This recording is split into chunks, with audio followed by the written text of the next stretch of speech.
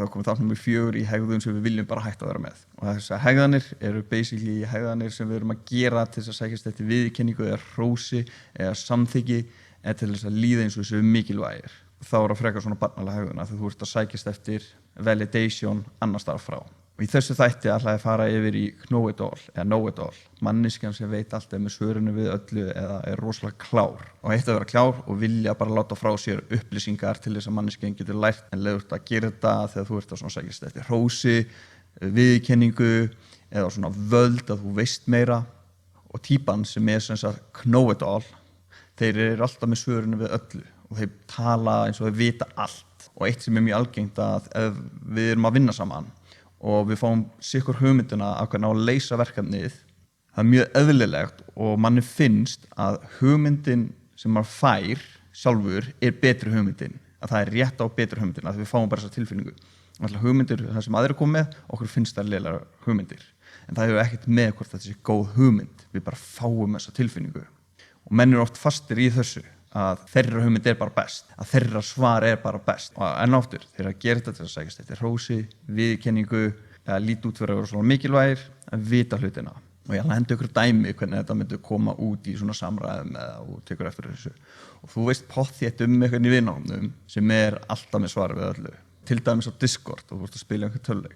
Og vinurinn sem alltaf að koma með ráð eða hvernig best eða hvernig á að spila leikinn, alltaf þó að það sé ekki að spyrja það eða tala það en eitt svoleiðis að hann bara alltaf að koma með þetta. Þannig hann svona færa svona mikilvægust tilfinningu eða svona valda tilfinningu eða svona líður vel með að alltaf vera með svörin við öllu hvernig best að gera það. Þetta gæðin sem veit allt. Það eitt að gera þetta ef þú ert að reyna aðstofa og hjálpa en þú ert að gera þetta til þess að fá viðurkenninguna eða svona sækjast eftir svona mikilvæga tilfinningu þá það merki lítið sjálfsmat og sjálfsálit. Hvert skipti sem við gerum þá erum við að lækka svona social statusin. Við erum að lækka svona virði okkar. Því fólk svona skynjar þetta svona undir meðvitund. Leða núna ég búin að segja það frá þessu þá fer að taka meira eftir þessu þá svona sé hvað að meina. Þannig með þessi hlutur að gerast. Dæmi númer 2, þú ert út að borða með vininum eða með vinnunni og eitthvað svoleiðis. Yfirgnæfandi að tala yfir alla og hann alltaf komið svörum við öllu. Þetta rétta leiðin, þetta á ekki að vera svona, þetta svona og leyfum yngum öðrum að komast að. Þannig að hann svona sína hvað hann klár og af hverju hann að gera það til þess að fá hrósi, til þess að fá samþykkið. Og síðan þetta líka til dæmis eins á samskiptamiðlum og Facebook og eitthvað svoleiðis. Ég veit einan típu sem kommenta á allt og það alltaf rétt sem hann segir og hann með svöru öllu. Hann mjög disliked, fólk fílar hann ekki sko. Hann alltaf komið rök fyrir öllu og staðreyndir fyrir öllu. Ástæðan okkur ég að tala þetta núna að það ef við erum að gera þetta þannig getum við gripið inn í hjá okkur sjálfum til þess að hérna ég að reyna að segja hvað ég veit eða hvað ég klára eða mín hugmyndi best eða mitt álit bara rétt séð og fær tilfinninguna að þú ert að gera þetta til þess að fá hrósið eða samþykkið þá bara viltu hætta þessu þú vilt bara sleppa þessu, bara alveg hætta þessu og með að þú veist að þú ert að hætta þessu eða sleppa þessu þá ert að hækka þig í social status þá ert að hækka virði skilu þá ertu meira í það að vera svona karlmannslegur en ekki svona strákalegur. Og ég ætla að koma með smá dæmi hvernig ég svona tækla svona umræðefni til dæmis við tala bíómynd.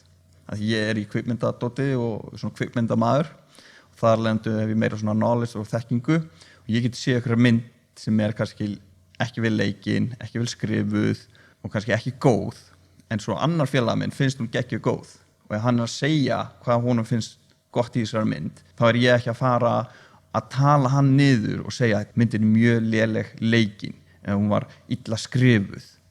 Því ég get séð að hann upplifði hana á góðan hátt og ég bara veist að ég alveg sammálaður. Þetta alveg góð mynd út frá þessu sjónarhorni og að því að hann vil bara segja frá sinni upplifun hvað hún var flott. Þá ætla ég ekki að fara og skemma hans upplifun með að segja nei, hún illa skrifuð eins og tónlistin sem valin var bara svona lyftutónlist og skilurðu.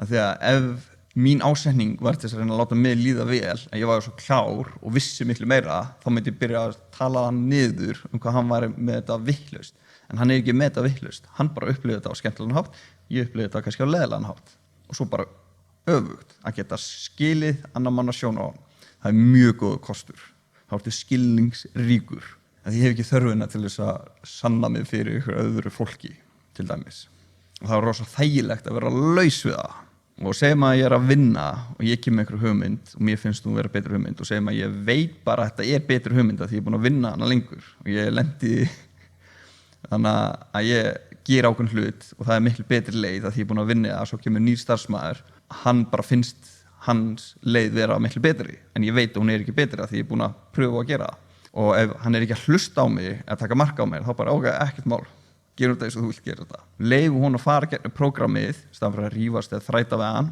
og upplifa að hann feilar og þá get ég snúið við og bara herru, næst þá hlustar á mig af því ég sagði að þetta var ekki góð hugmynd þannig að staðan fyrir að fara að þræta eða rífast við hann og eitthvað svoleiðis en ef þetta gerast mjög oft þá ætla ég ekki að leyfa honum að stjórna eða taka stjórnun eitthvað þá segir bara nei, við gerum þetta svona að því bara og ég ekkert að útskýra en afsaka með enn eitt svoleiðis og atriðið sem ég að tala núna einmitt þegar einn strákur fór í fílu við mig í marga mánuði að því ég bara, við förum ekki þangað ég ekki að fara að hlusta á þér sko af því að þú ert alltaf komið betri hugmyndina sem ekki betri hugmyndina, þú ert nýbyrjaður það ekki hægt að taka mark á þér, núna hlustar það bara á mig og svo enda við fórum að skrá hvern annan og þú var reyður hann bara gat ekki tekið á móti að hann var ekki að hafa rétt fyrir sér barnaleg hegðun þetta kemur líka til dæmis að vera með sögur þú kemur með eitthvað sögu, skilur eitthvað sem skeiði fyrir lenti í slag eða gerir eitthvað eða skiptir ekki máli hvað það en þá kemur hann alltaf til þess að toppa þínu sögu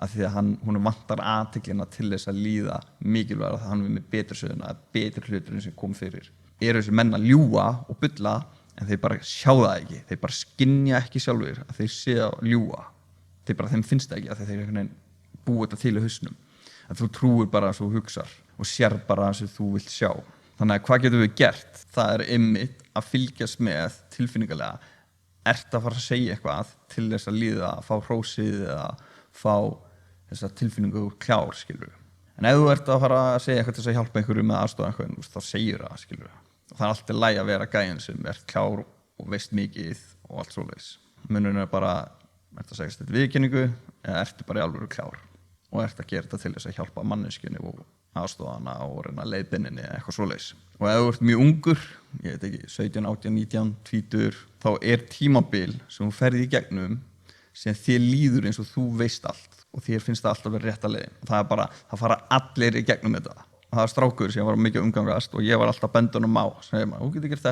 þetta og svona sína hann svona the way of life og hann já, hlusta á þetta sko en svona tók ekki alveg 100% markaði. Svo þegar hann var bara 23 eða eitthvað svoleiðis, þá sagði við mig bara, veist að ef ég hlusta á þig og teki markaði allan þennan tíma, þá hef ég ekki verið í stöðinu sem ég er í dag. Sem þýðir að hann var núna í stöðu í dag þegar hann var eldri sem hann var ekki að fíla. Lífið hans hefði verið betra ef hann farið eftir það sem ég sagði. En að þegar hann var ungur, þá upplifði eins og við vitum allt og erum klár og þurfum ekki að fá leiðsögn, sem ástæða fyrir til þess að þú fari út af hreiðrinu úr þorpinu fyrir mörgum árum og ferð á þitt ævintýri, ferð frá fjölskyldunni og ferð til þess að upplifa lífið. Skilur, ef þú væri með 50 manna þorpi og þú ert ungur og þá þetta gert svo að þú ferð í óvissuna, ferð í hættunar og lifi lífinu til þess að lifa. Þess vegna þetta, myndi ég rökra það. En svo var til dæmis annar strákur sem ég var með í skóla. Ég kynntist að það var í fyrsta ári menntaskóla. Þá var ég tölvöld eldri, ég tók listnámsbraut, var mjög seinna fyrir skóla. Ég var eitthvað kring 22 eða eitthvað svoleiðis. Og hann tók rosalega mikið mark á það sem ég sagði. Enda í dag á hann sína eigin íbúð, keyri að drauma bílnum sínum og komið drauma kærustuna. En það hann bara tók þetta inn eins og svampur, var svona open-minded og bara hlustaði. Og enda hann í góðri stöðu í dag. Af hverju viljum við gera þetta? Af hverju á þú að eyða tíma í að gera þetta og reyna svona aðlaga sjálfa þig og breyta sjálfa þig og gera eitthvað sem þú ert ekki vanar að gera? Þetta gerir þig á meira alfa, þetta gerir þig á meira svona top tier maður. Alvöru maður sem með sjálfstraustið og sjálfsöryggið og sjálfsmyndin í lagi, hann hagar sér eins og ég að segja ykkur, skilur. Hann ekki að sækjast eftir viðurkenningu annars staðar frá.